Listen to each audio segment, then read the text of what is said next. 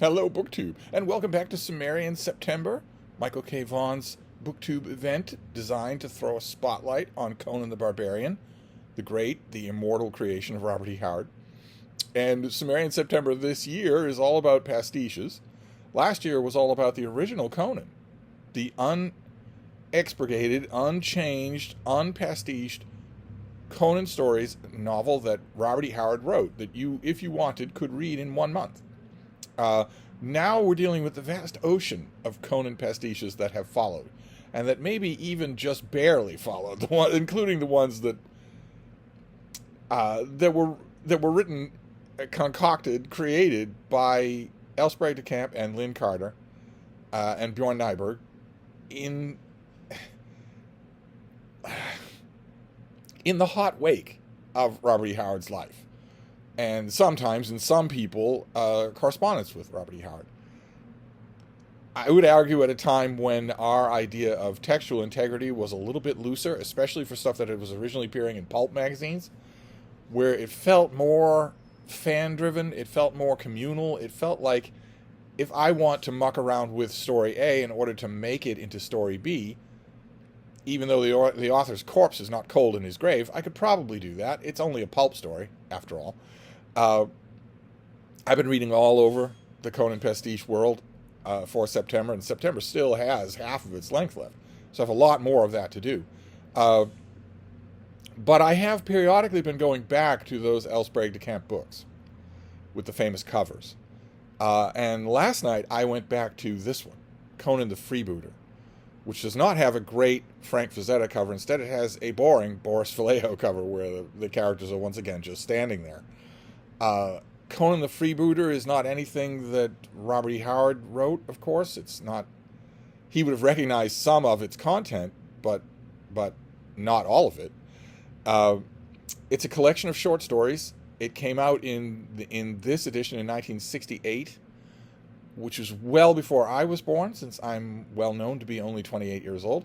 So it would have been my grandfather who would have read this originally, who would have taken it off the spinner rack at Tro's Dry Goods and given it a try. and if my grandfather read this in 1970, well, it would have been a radically different world. As I know now, as I've had my memory refreshed, that was the year of Kent State. That was the year when Vietnam was the pounding, overriding subject everywhere. The war in Vietnam. But it was also the year that on the American scene, it was the year that Americans lost both Janis Joplin and Jimi Hendrix, both young, both to their own drug addictions. It was it was the year that the Boston Bruins, under the peerless leadership of Bobby Orr, finally reclaimed the Stanley Cup to raucous cheers all throughout South Boston, I have heard.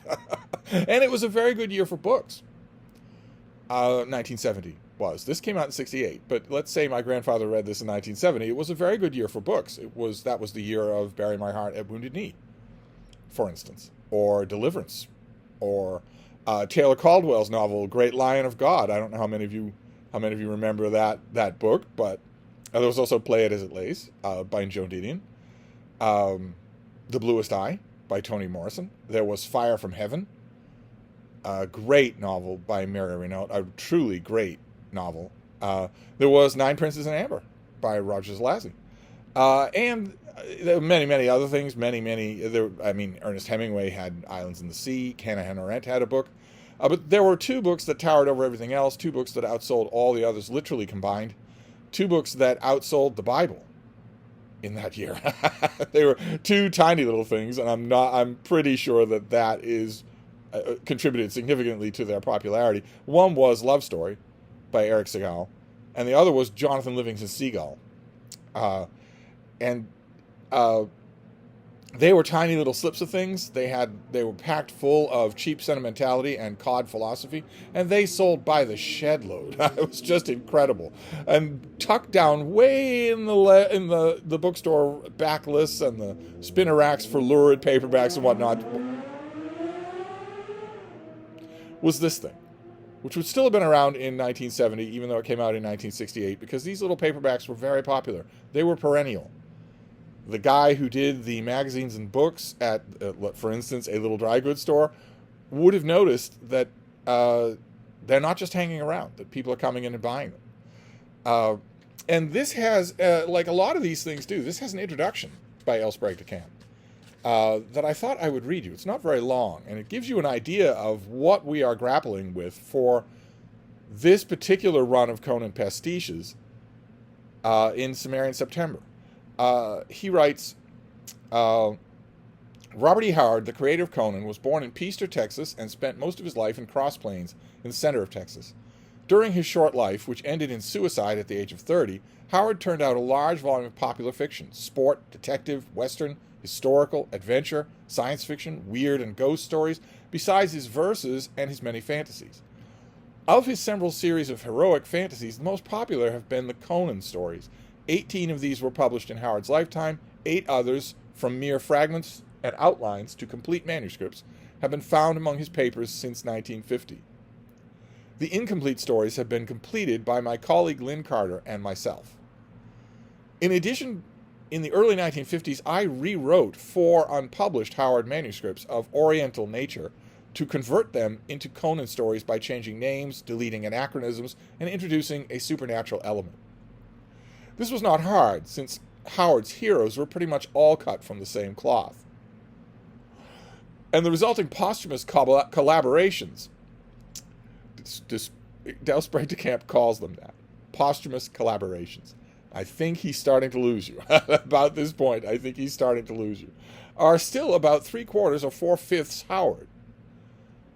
2 of these converted stories appear in the present volume. Hawks over Shem, originally called Hawks over Egypt, a story laid in 11th century Egypt in the reign of the mad Caliph Hakim, and The Road of the Eagles, originally placed in the 16th century Turkish Empire. Moreover, my colleagues Lynn Carter and Bjorn Nyberg and I have collaborated on several Conan pastiches based on hints in Howard's notes and letters. The Conan stories are laid in Howard's fictional Hyborian age, about 12,000 years ago, before the sinking of Atlantis and the beginning of recorded history. Conan, a gigantic barbarian adventurer from the backward northern land of Cimmeria, arrived as a youth in the kingdom of Zamora, and for several years made a precarious living there in the neighboring lands as a thief. He then served as a mercenary soldier, first in the oriental realm of Turan, and then in the Hyborian kingdoms.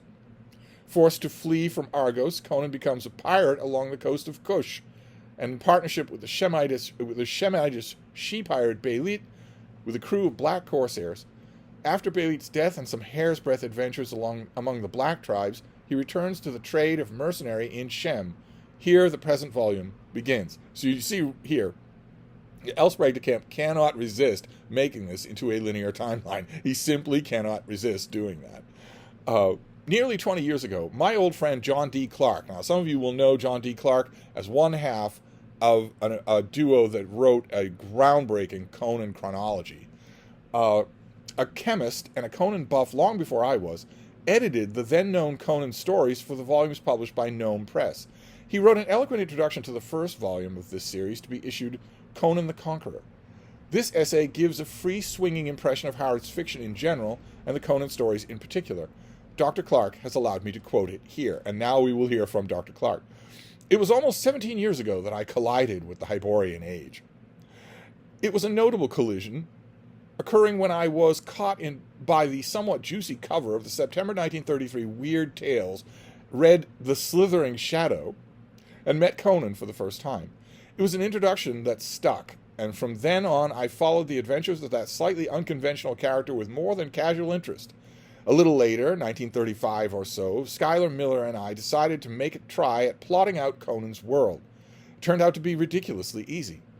The countries flopped out on the paper, squirmed about a bit, and clicked together onto an indubitable and obviously authentic map. We wrote to Howard then, and found that his own map was practically identical to ours. His biography of Conan was also identical in all important respects with the one Miller and I had concocted from the internal evidence of the stories. As I remember, the most important point of disagreement was the 2 years difference in Conan's age at one point in the stories. We knew that we had a storyteller on our hands who knew his business, and when we read the manuscript of the Hyborian age sometime before it was published, we were sure of it. Anyhow, In the next few years, I managed to pick up the rest of Howard's fantasies, including King Kull and all the rest. It was obvious, of course, that although some of them had apparently been written before that gorgeous concept filtered into his mind, they might be fitted into the pattern with a little stretching. No one can resist. Among the Conan stories are fragments of the biography that are remarkable character, as deduced by Miller and myself, accounting for most of Conan's travels and adventures that are not recounted in the tales themselves. They do not, however, explain how he managed to get rid of the woman, of which he's usually possessed by the end of the story in time for him to acquire another in the next. I might, by the way, recommend that question as a subject of a literary research to some budding PhD in English. Good luck. Yes, good luck with that. The provost of your college is a woman. The admissions director of your college is a woman. All of the professors in the English department are women, and all of the students are women. So good luck with that PhD. Not that you're going to college, because if you're a man, you've been rejected. The results of this inquiry might be at least as useful as publication purporting finally to decide whether Francis Bacon or the Earl of Oxford really wrote the works alleged to Shakespeare. I do not intend to write about Robert E. Howard himself. I never knew him personally, and those who did can do a better job than I. I knew him only as the writer of some incredibly good fantasy. The parts of a writer that don't die with his body are his stories, and Howard's yarns are not going to die among those who frankly and wholeheartedly like adventure on a grand scale. You are probably one of those readers, or you wouldn't have bought this book in the first place.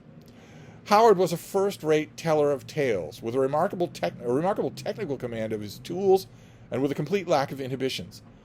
With a fine and free hand, he took what he liked from the more spectacular aspects of all ages and climes, proper names of every conceivable linguistic and derivation, weapons from everywhere and every when under the sun, customs and classes from the whole ancient and medieval world, and fitted the world together into a coherent and self-consistent cosmos without a visible joint.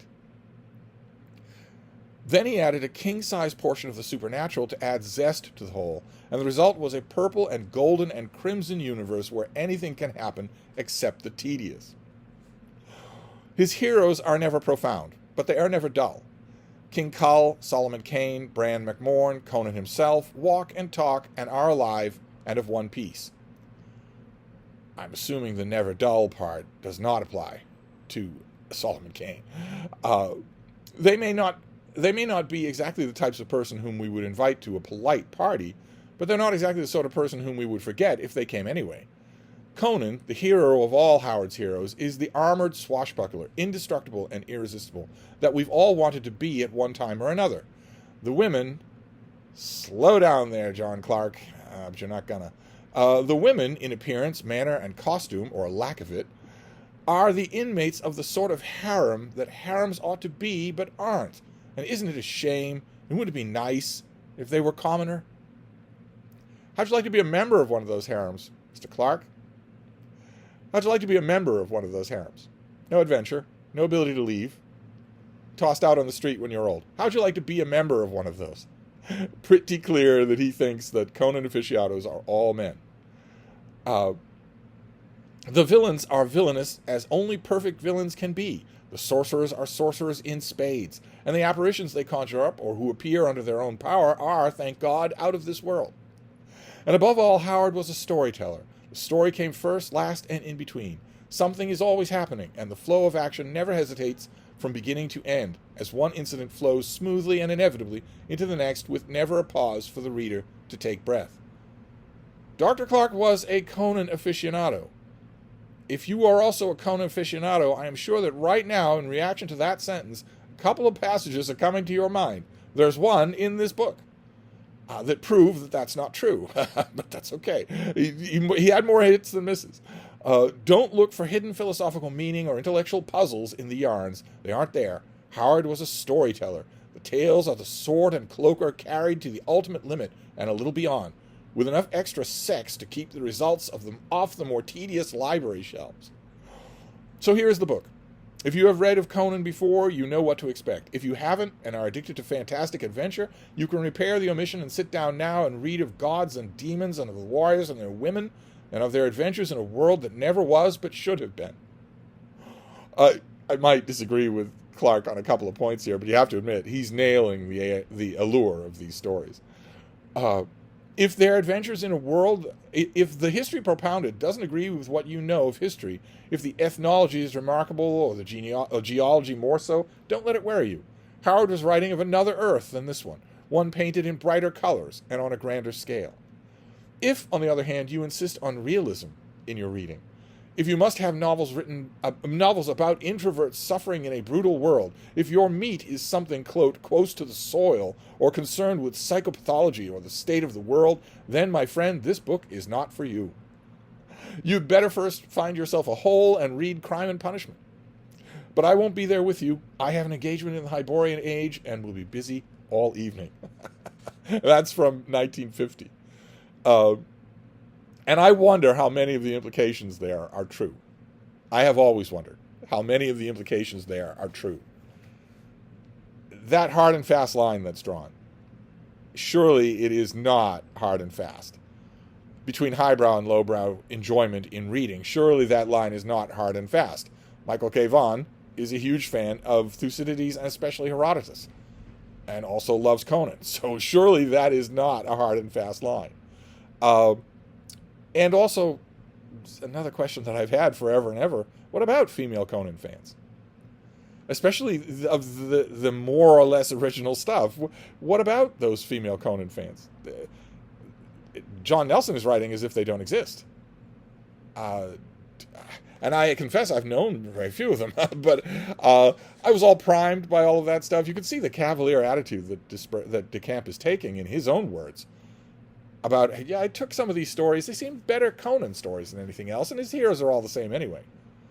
So we have in this book a couple of stories that are by Robert E. Howard alone. Although, are these the forms that were mucked about with by editors? And did DeCamp also muck about with them? Just not enough so that he thought he had writing credit, right? We have Black Colossus, Shadows in Moonlight, and A Witch Shall Be Born. Those are the Robert E. Howard originals in here, and you would have to go to wiser heads than I to know precisely whether or not they are purely original. And then the co-written stuff in here, there are two: The Road of the Eagles, which was pretty boring, and Hawks Over Shem, the aforementioned Hawks Over Shem that Elsbreg de Camp adapted from Robert E. Howard's story that was set in historical times, and it was not a Conan story.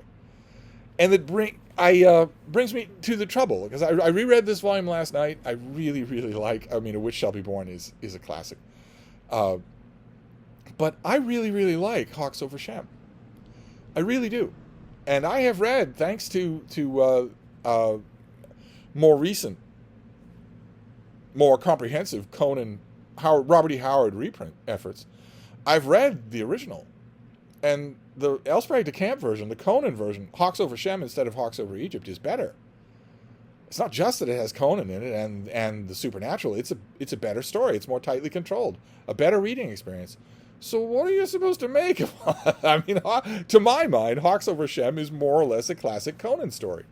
So what is the nature of this pastiche? If on the one hand we could say that Hawks Over Egypt never struck Howard as a Conan story. And Howard was, once Conan walked out of the midst of his imagination and just shook his hand, Howard knew exactly what he wanted to do. He knew exactly what Conan was. Said in a letter that even when he tried to write other things, he couldn't do it. That this character took him over. So, why didn't he make Hawks Over Egypt Hawks Over Shem? Why didn't he do that? Is it that it never occurred to him? Is it that he thought he couldn't sell it? Or did it not strike him as a Conan story? The main character in Hawks Over Egypt despite what Elsbreg de Camp says about Howard's characters all being cut from the same cloth, the main character in Hawks Over Egypt didn't strike me as particularly Conan-esque. And in Hawks Over Shem, he definitely is. You can see where Elsbreg de Camp has made him more Conan-esque. I don't know what to say in the midst of Cimmerian September. I don't want to court any more controversy, but isn't that a good thing? Isn't that a good thing? Or are we going to say, actually, I want to know what you think. Or are we going to say that if Howard didn't consider it a Conan story, then that's it. That's the bright neon light on the ground. That means it's not a Conan story. I don't know. I've been reading Hawks Over Shem.